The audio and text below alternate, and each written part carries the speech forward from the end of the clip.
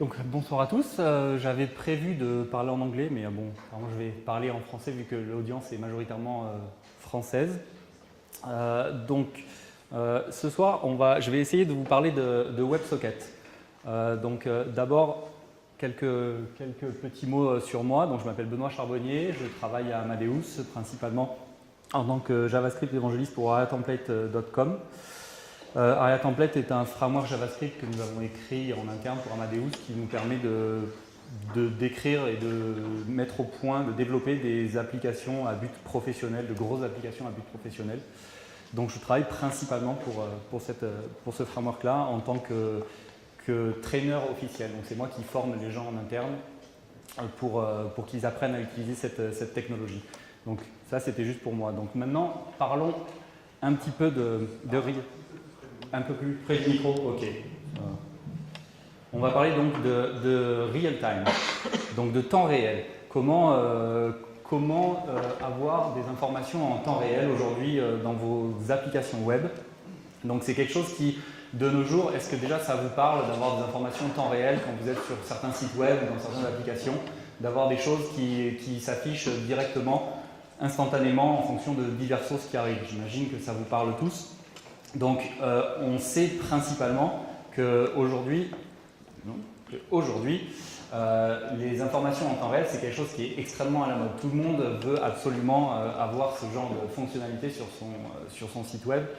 C'est quelque chose qu'on ne peut pas y couper. De plus en plus de sites implémentent ce genre de fonctionnalité. Les plus gros, pour ne pas les nommer et pour que ça touche tout le monde, par exemple, je pense que vous êtes tous satisfaits quand vous êtes sur Facebook de voir les commentaires de vos amis qui répondent à votre super photo que vous venez d'uploader, qui apparaissent quasiment en temps réel et vous pouvez avoir votre discussion en temps réel dans les commentaires. Ou alors que ce soit Twitter qui vous notifie que quelqu'un, de nouveaux tweets qui viennent d'arriver ou de ces choses comme ça, ou même pour les développeurs d'entre nous qui ont la chance d'utiliser GitHub comme gestionnaire de source code en ligne, c'est super intéressant d'avoir comme fonctionnalité de voir que son build vient de démarrer sur le dernier push de code qu'on a fait et de voir en temps réel que le build est successful, donc est réussi et que le code compile. Donc tout ce genre de petites fonctionnalités qu'on a aujourd'hui en temps réel sur nos sites internet, c'est quelque chose qui a un coût, il faut l'implémenter et ce n'est pas quelque chose que vous allez avoir directement de manière traditionnelle sans avoir rien à faire. Premièrement, peut-être avant de commencer à rentrer dans le vif du sujet pour voir comment on peut éventuellement avoir ces informations en temps réel dans nos sites web, il faut peut-être revenir en arrière et se demander qu'est-ce que ça veut dire d'avoir vraiment cette notion de temps réel sur Internet aujourd'hui, sur des sites web. Sur Internet actuellement, aujourd'hui, ça repose principalement sur HTTP. Ok. HTTP, c'est plutôt pas mal comme protocole. Donc pour ceux qui le savent ou pas, est-ce que vous savez ce que le H représente dans l'acronyme HTTP? Ou même tout bêtement ce que représente l'acronyme HTTP? Ok? Est-ce que vous savez? Est-ce qu'il y en a qui savent dans la salle? J'espère qu'il y en a qui savent. Ok, que quelques-uns. Donc le H dans HTTP, ça représente hypertexte. Et hypertexte dans HTTP, c'est transfert protocole. Okay, so hypertext transfer protocol. Et en fait, hypertext, on le connaît tous, c'est un moyen, on l'a tous plus ou moins utilisé en tant que développeur ou en tant qu'utilisateur. C'est juste un standard qui permet d'avoir de manière structurée des documents qui ne sont juste que du texte, qui sont mis en relation les uns avec les autres à travers des liens, qu'on appelle des hyperlinks, donc qu'on connaît, et qui sont utilisés principalement avec le langage qui s'appelle HTML.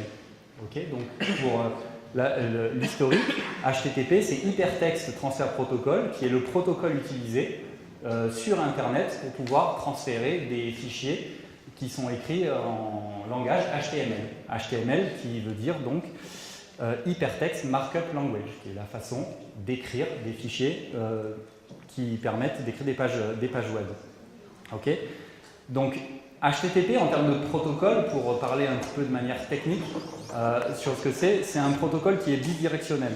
Ça veut dire qu'on va avoir une notion de client et de serveur et on va avoir des la communication va pouvoir aller dans les deux sens, du client vers le serveur et du serveur vers le client.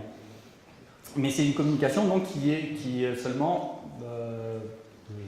j'avais prévu de faire mon talk en anglais, donc half duplex, parce que je ne sais pas là tout de suite comment traduire half duplex. Mais donc comme je vous le disais, la communication va seulement aller, peut aller dans les deux sens, mais à un moment donné, elle ne peut aller que dans un seul sens. Donc ou du client vers le serveur, ou alors du serveur vers le client. Et généralement, ce qui se passe dans les communications Internet actuelles pour afficher une page web, quand vous allez sur votre navigateur, il va y avoir votre navigateur qui est considéré comme le client, qui va contacter le serveur distant, qui est donc le site web que vous essayez d'afficher, qui va produire du contenu HTML qui va être renvoyé sur le client ou dans le browser pour être affiché. Donc vous voyez bien que l'information ne va que dans un seul sens à un moment donné. On va d'abord du client vers le serveur et on revient vers le client. Donc, revenons à nos moutons en essayant de parler de temps réel et comment introduire cette notion de temps réel dans cet environnement qui est HTTP et des pages web avec des sites internet. Comment on fait pour en fait réussir à avoir cette notion de temps réel? Donc, est-ce que vous connaissez le premier mécanisme qui a été mis en place afin d'avoir du temps réel sur un site web? Je suis quasiment sûr que vous le connaissez tous, historiquement. Il est assez simple, c'est le mécanisme du F5 sur votre touche de clavier où vous appuyez sur F5 et vous allez, à chaque fois que vous appuyez, recontacter le serveur afin d'avoir une nouvelle version de la page web qui va s'afficher et vous allez avoir vos informations. Donc historiquement, c'est le premier historique modèle qui a été mis en place afin d'avoir des informations en temps réel. Donc si vous allez super vite, qui peut faire mal au doigt, vous allez avoir vos informations quasi instantanément, pour peu que le serveur réponde super rapidement. Plus sérieusement, si on en revient à ce qui a été mis en place, et on va dire 15 dernières années sur Internet et HTTP, le premier mécanisme qui a été mis en place afin d'avoir cette notion plus ou moins de temps réel, ce qui s'appelle du streaming HTTP.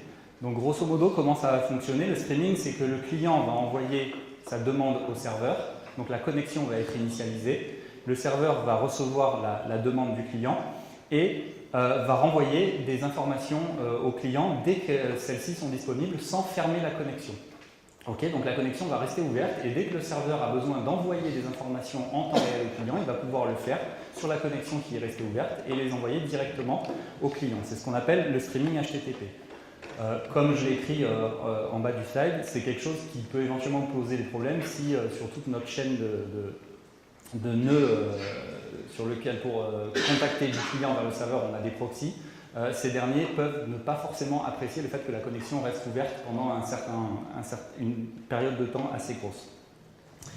Le deuxième mécanisme qui a été inventé suite au streaming, c'est ce qu'ils appellent le polling. Donc le polling, c'est assez simple sur HTTP. Ça va être quelque chose où le client, pareil, va faire sa requête et envoyer au serveur. Je veux avoir ces informations-là. Et le serveur va directement répondre ou quelque chose s'il y a quelque chose à répondre ou rien ne répond et le renvoyer directement au client. Suite à quoi le client recommence à nouveau à appeler le serveur. Est-ce qu'il y a des choses nouvelles à afficher? Donne-moi des nouvelles données. Et le serveur sait oui, j'ai des choses nouvelles, il les renvoie au client et on recommence. Okay, donc c'est ce qu'on appelle le polling HTTP. Donc c'est quelque chose qui peut consommer énormément de bandes passantes par exemple, parce que le client va systématiquement et perpétuellement demander des informations au serveur en disant est-ce qu'il y a des nouvelles données, est-ce qu'il y a des nouvelles données, est-ce qu'il y a des nouvelles données. Donc une version un petit peu plus évoluée qui est arrivée après coup sur le Internet qu'on connaît aujourd'hui, s'appelle le long polling. Donc le long polling, ça marche exactement de la même manière, sauf qu'on va combiner le polling et le streaming. C'est-à-dire que le client va envoyer sa requête au serveur et le serveur va garder la connexion ouverte et ne va seulement renvoyer des données quand il y a des données. Et dès que le client reçoit cette nouvelle information donnée, il rouvre une nouvelle requête vers le serveur pour à nouveau attendre d'éventuelles informations qui devraient être transmises. Donc on peut voir que ce mécanisme est légèrement plus optimisé parce qu'il va économiser de la bande passante, il n'y a pas de transaction pour rien, on n'a vraiment que de l'information qui revient quand il y en a vraiment. Le mécanisme le plus connu, on va dire, de long polling qui a existé ces dernières années s'appelle BOSH, qui est quelque part le standard qui est derrière la technologie XMPP, qui l'acronyme BOSH signifie, donc il est écrit là sur le slide, des Bidirectional String Over Synchronous HTTP. Donc il fait exactement ce que je viens de décrire, et donc un système qui utilise BOSH par exemple va en permanence n'utiliser que 2 connexions. C'est-à-dire qu'il va y avoir, dès que le serveur va avoir la nécessité d'envoyer des données au client en temps réel, il va utiliser la connexion de long polling qui a été établie. Donc j'ai des données, je les renvoie au client, et le client réinitie tout de suite une nouvelle requête pour que le serveur ait toujours à sa disposition une connexion afin d'envoyer des datas en temps réel au client. Et si le client a besoin d'envoyer des données au serveur, il va initier une deuxième connexion HTTP. Donc avec ce système BOSH, qui, comme je disais, est la base derrière XMPP, ça va permettre d'avoir pas mal d'optimisations qui sont faites afin de bénéficier de cette notion de temps réel dans les applications. Mais ça ne ressemble pas forcément à du vrai temps réel, parce qu'on a toujours cette notion entre on doit partir du client ou vers le serveur et attendre qu'il y ait quelque chose et revenir. Du vrai temps réel, ce serait vraiment d'avoir la possibilité d'avoir cette communication du client vers le serveur, mais aussi du serveur vers le client quand on en a envie, sans qu'il y ait besoin que les choses soient initiées depuis le client. Donc c'est là qu'on a introduit ces dernières années ce qui s'appelle les WebSockets. Donc les WebSockets, est-ce que vous savez ce que c'est des WebSockets? Est-ce qu'il y en a qui savent ce que c'est? Il y en a quelques-uns qui ont levé la main, c'est bien déjà. Ce que c'est. Donc en fait, des WebSockets, c'est juste un mécanisme qui va permettre d'initier une connexion sur HTTP, donc par-dessus HTTP, qui va permettre d'établir une connexion bidirectionnelle encore par un système qu'on appelle une upgrade. Donc le protocole HTTP, dans sa définition même, depuis le standard, propose une possibilité d'envoyer un header particulier à l'initialisation de la connexion pour dire qu'on veut faire un transfert vers un autre type de protocole qui serait, dans notre cas, celui des WebSockets. Donc la première connexion pour établir des WebSockets va être d'envoyer une requête au serveur afin de lui spécifier que l'on veut upgrader la connexion vers une connexion WebSocket. Donc on entre vraiment dans un sujet où on commence à toucher du doigt du vrai temps réel, parce que les données peuvent être envoyées depuis le client vers le serveur ou vers le serveur depuis le client directement en temps réel et sans qu'on ait besoin d'initier cette transaction depuis le client. C'est-à-dire qu'une fois que la connexion WebSocket va être établie, donc il y a un système qui, après l'upgrade, qui va permettre de faire ce qu'on appelle un handshake, où les deux entités vont permettre de se communiquer entre elles et de valider qu'elles peuvent vraiment établir une connexion WebSocket. Et à partir du moment où la connexion est établie, on va avoir accès à ce channel, à ce tuyau de communication sur lequel on va pouvoir envoyer des données dans les deux sens à n'importe quel moment, depuis le client ou depuis le serveur. Et tout ça quand on le désire, donc sans avoir à attendre.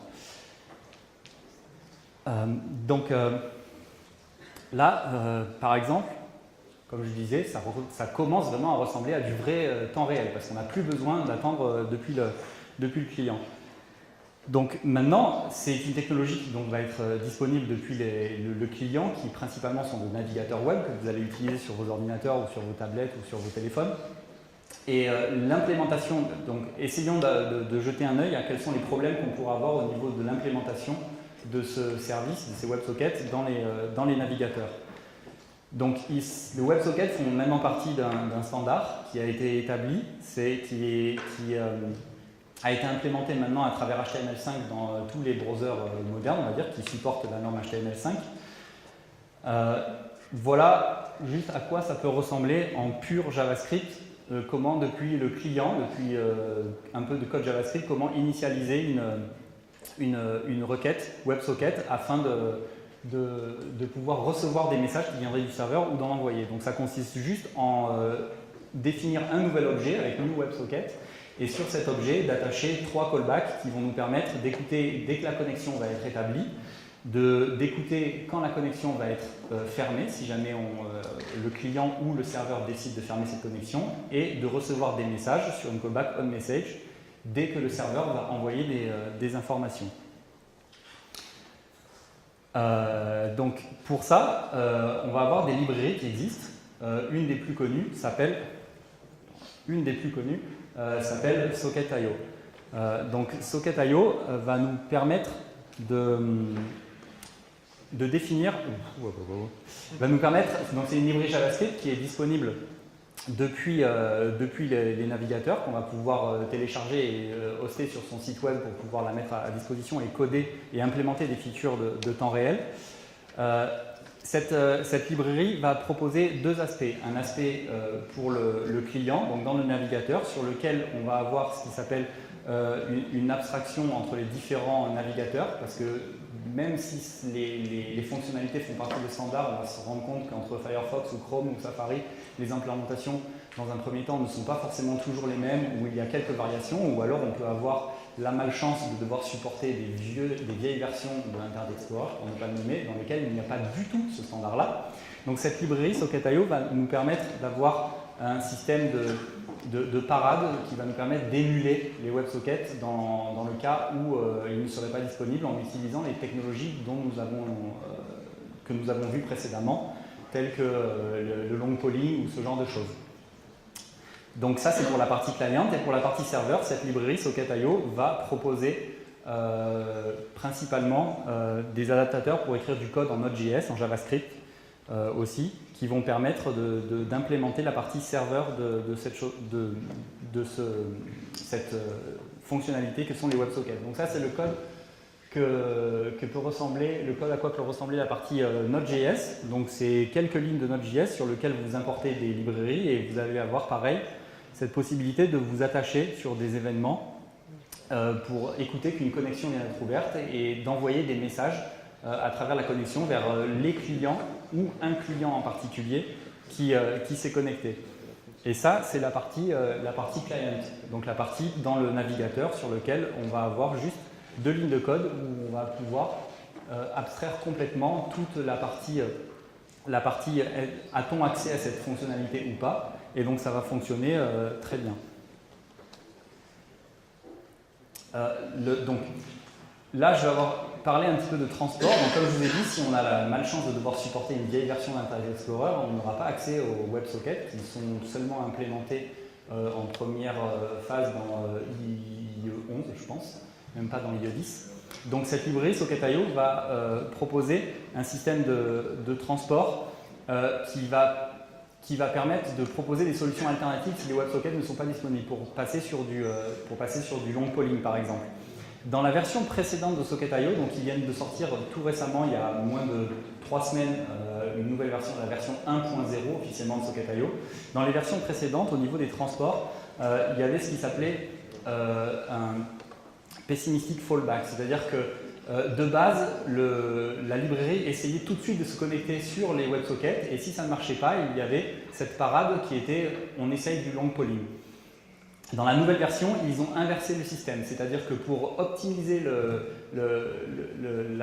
pour que l'utilisateur n'ait plus cette notion de c'est long, la connexion est longue à être initialisée en cas où les WebSockets ne sont pas disponibles, en version 1.0, ils ont inversé et on va d'abord faire une requête normale pour se connecter sur le serveur, et ensuite on va seulement tester si les WebSockets sont disponibles et upgrader la connexion vers les WebSockets, ce qui fait que sur les browsers qui ne supportent pas, comme IE, la connexion est beaucoup plus rapide.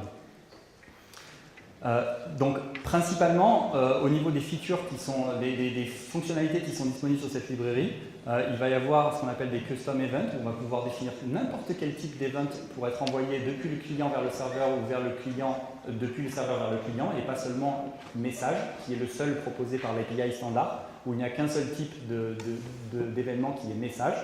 Là on va avoir des événements custom. On va aussi avoir la possibilité d'utiliser des namespaces, qui est une fonctionnalité qui va permettre de multiplexer une seule connexion WebSocket par exemple, donc simuler le fait comme si on avait plusieurs connexions simultanées, mais qui vont utiliser par derrière une seule connexion WebSocket, ce qui peut être très pratique si on veut séparer différentes fonctionnalités au niveau de l'information temps réel qu'on veut implémenter sur notre site web. Il va aussi y avoir une notion de broadcast où on va pouvoir décider d'envoyer des messages à tous les clients connectés en une seule commande, ce qui est plutôt pas mal pour éviter d'avoir à écrire à chaque fois des boucles qui vont faire des itérations sur tous les clients connectés. En une seule commande, on peut contacter tout le monde.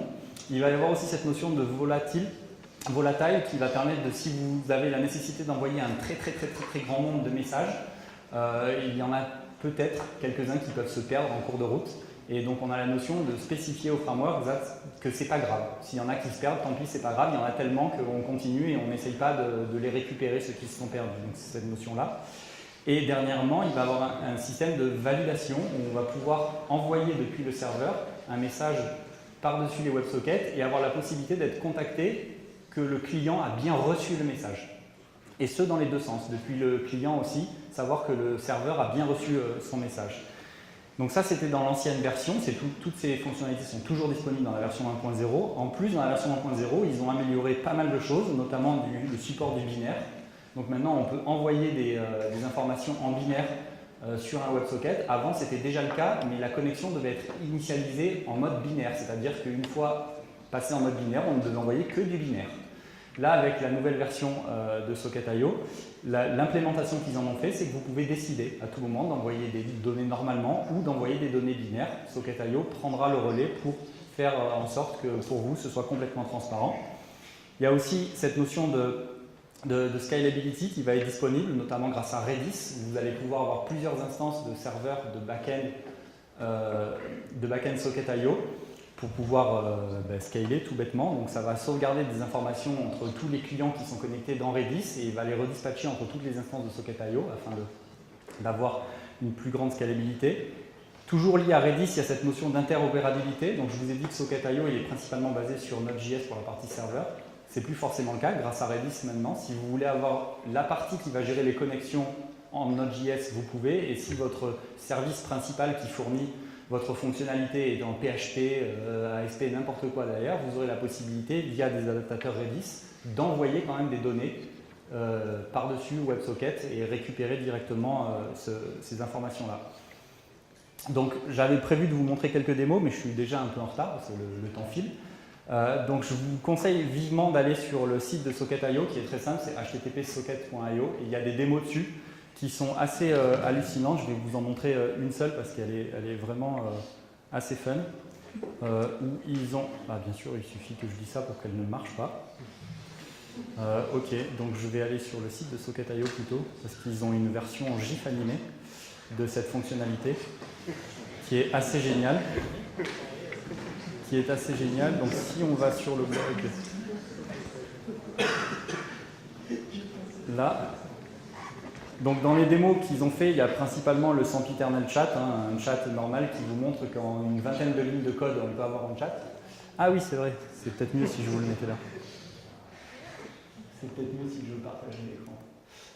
Voilà, il y a aussi ce qu'ils ont fait, c'est qu'ils ont fait tourner un émulateur en JavaScript de Game Boy sur lequel ils font tourner un jeu Pokémon et ils font le rendu du jeu dans un canvas côté serveur qui stream over WebSocket vers le browser et vous avez la possibilité de vous loguer là, de dire bonjour, je suis Benoît, donc là je n'arrive pas à le faire mais c'est pas grave.